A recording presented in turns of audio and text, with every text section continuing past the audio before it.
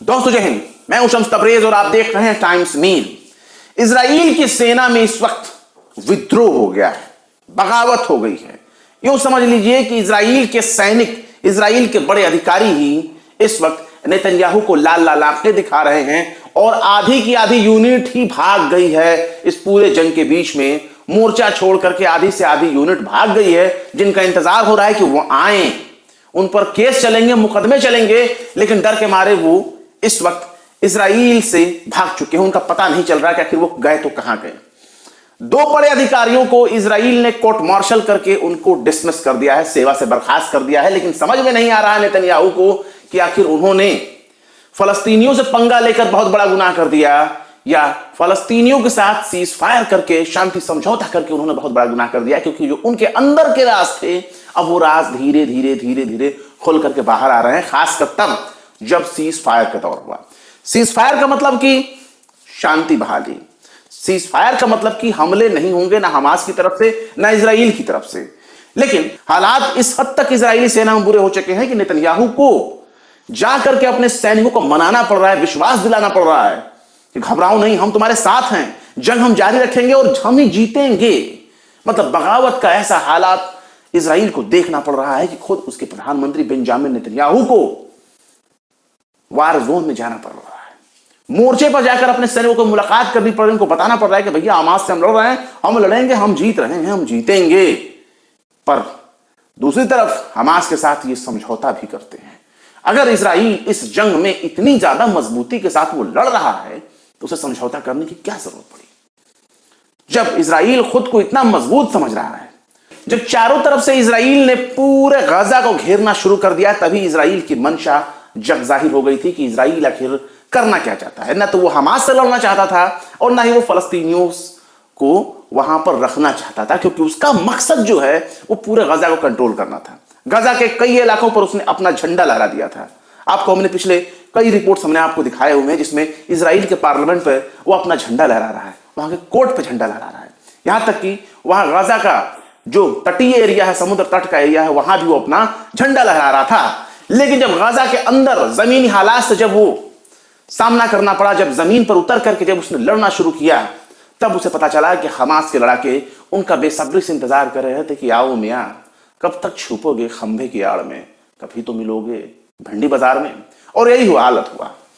Hamas ने Gaza के जमीनी इलाकों को इजराइल के लिए भिंडी बाजार बना दिया और इस भिंडी बाजार में जब इजरायली लड़ाके कदम रखते हैं तो हमास ने जहां जहां उनके पैरों के निशान देखे, वहां वहां उनके लिए कब्रगाह खोल दिया।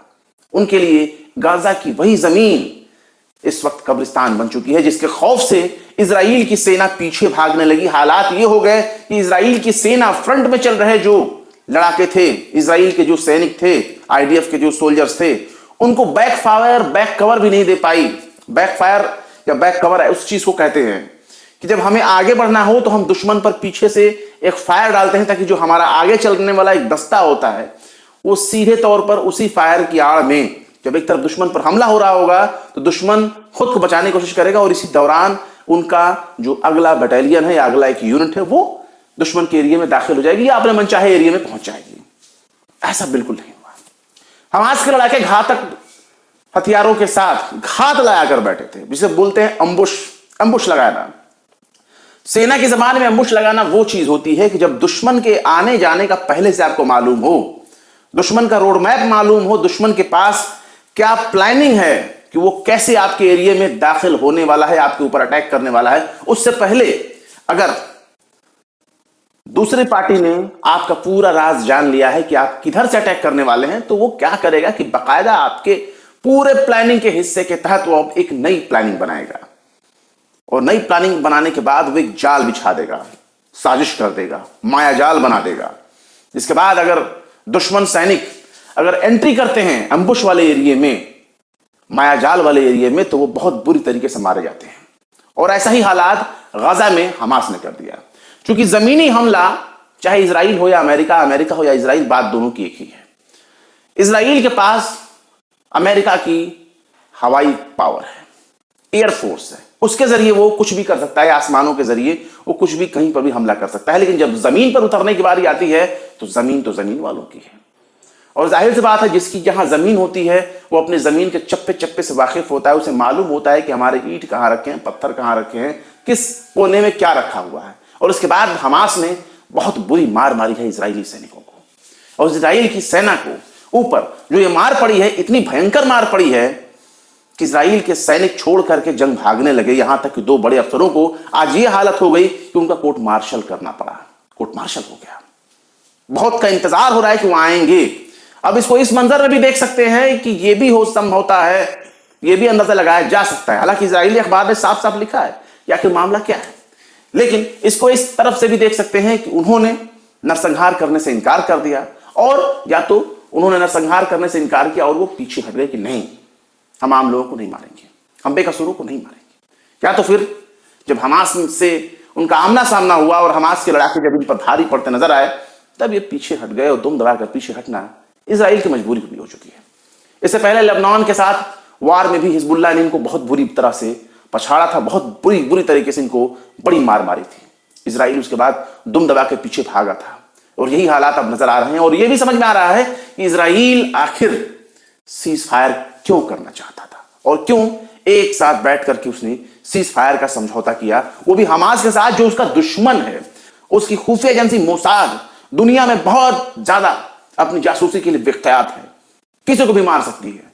किसके टॉयलेट में कितना पानी रखा है वो भी बता सकती है। यहां तक दावा किया जाता है कि टॉयलेट का वो नल बंद कर सकती है बिना टॉयलेट के अंदर गए। तो सवाल यह है कि आखिर वो हमास से इतनी कमजोर क्यों हो रही है? लड़ लो ना। तो इनकी मोसाद एजेंसी ने 7 तारीख का हमला रोक पाया, ना इनकी खुफिया एजेंसी किसी तरह का उस हमले को 7 तारीख को रोक पाई। हालांकि उस हमले के पीछे एक बड़ा बैकग्राउंड है, क्या हुआ, कैसे हुआ। माजी में इजराइल ने पीएलओ का विरोध करने के लिए, पीएलओ जो वेस्ट बैंक में जो राज करता है और जो इस्लामिक संगठन है, यानी हथियारबंद जो संगठन गजा में रहता है हमास, उसका किस तरीके से उसने स्ट्रेटेजिक तरीके से सपोर्ट किया था कि हमास को अगर हम सपोर्ट करते हैं तो पीएलओ से हमास दूर रहेगा, वरना ये दोनों मिलकर के बहुत बड़ा भयंकर कांड कर देंगे इजराइल के खिलाफ। लेकिन हालात अब ऐसे नजर आ रहे हैं कि इजराइल का खाया खिलाया पिलाया जितना भी पानी था सब पच गया।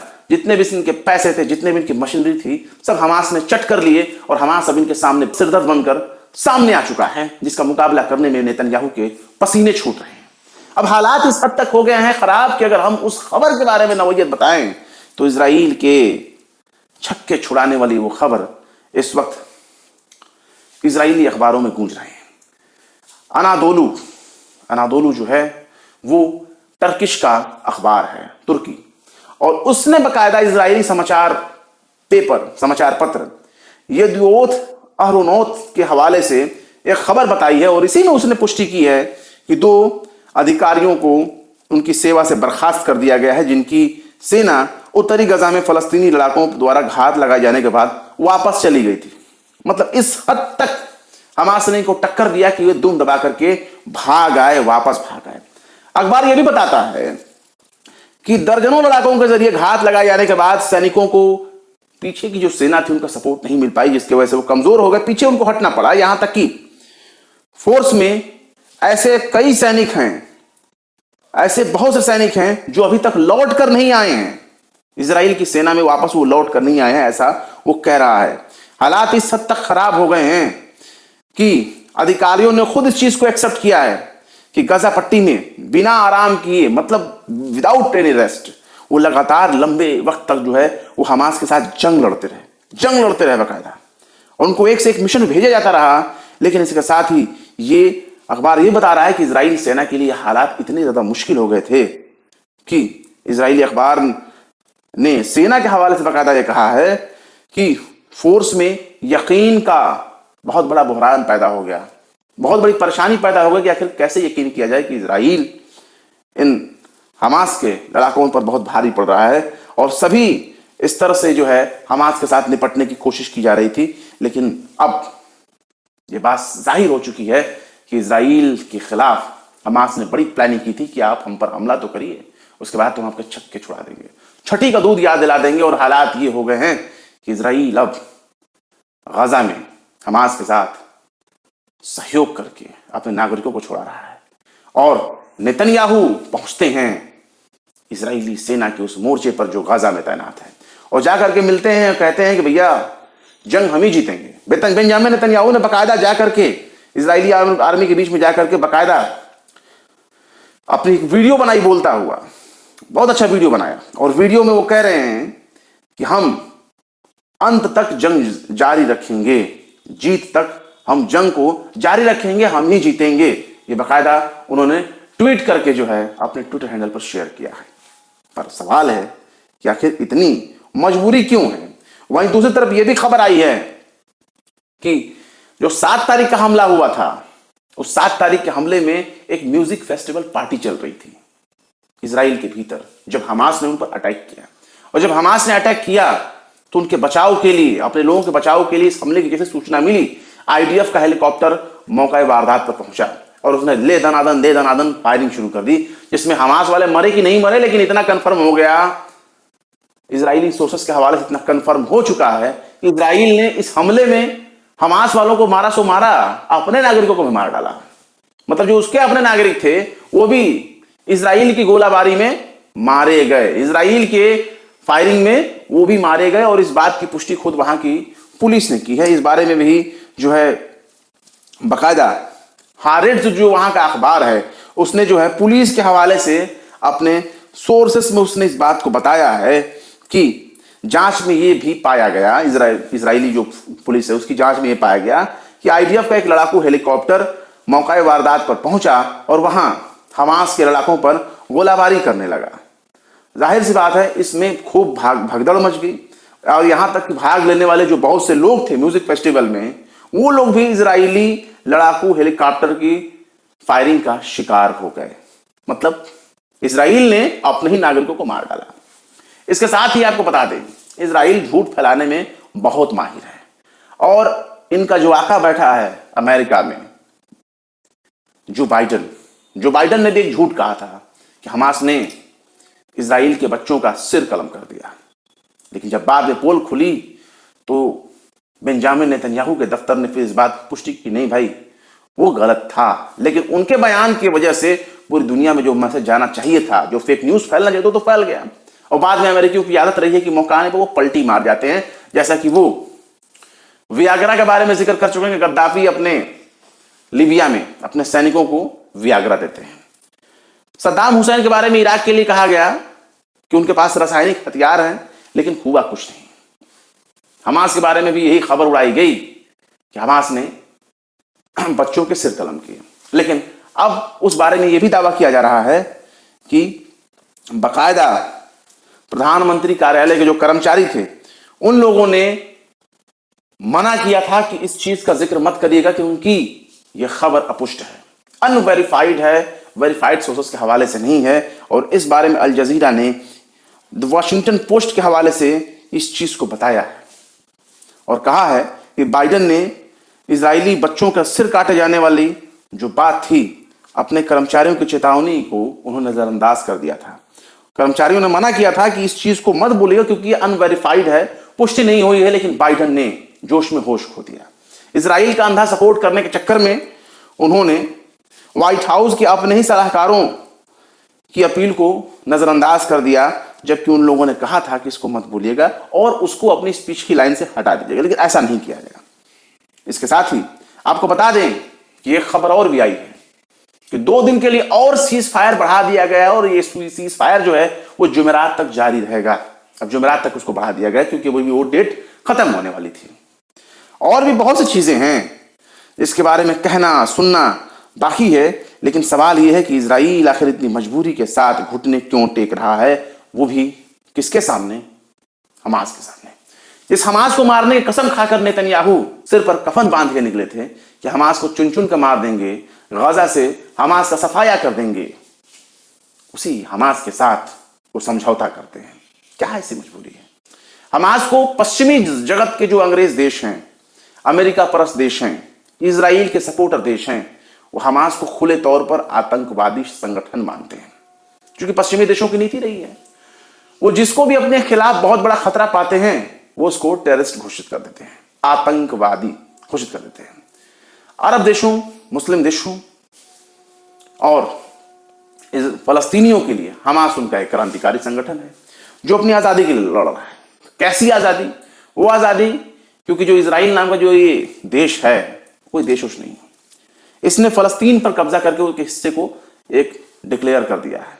उसके बाद अपने उन हिस्सों को भी आगे बढ़ाते बढ़ाते बढ़ाते बढ़ाते बढ़ाते आज ये हालत हो गई है कि फलस्तीन के ज्यादातर बेशतर हिस्सों पर इजराइल ने कब्जा कर लिया, उनको अपना देश घोषित किया है। वहां पर बाकायदा इजरायली सेटलर बस्तियां वहां बसा दी है, अवैध बस्तियां जिसको कहा जाता है, वहां बसानी शुरू कर दी है।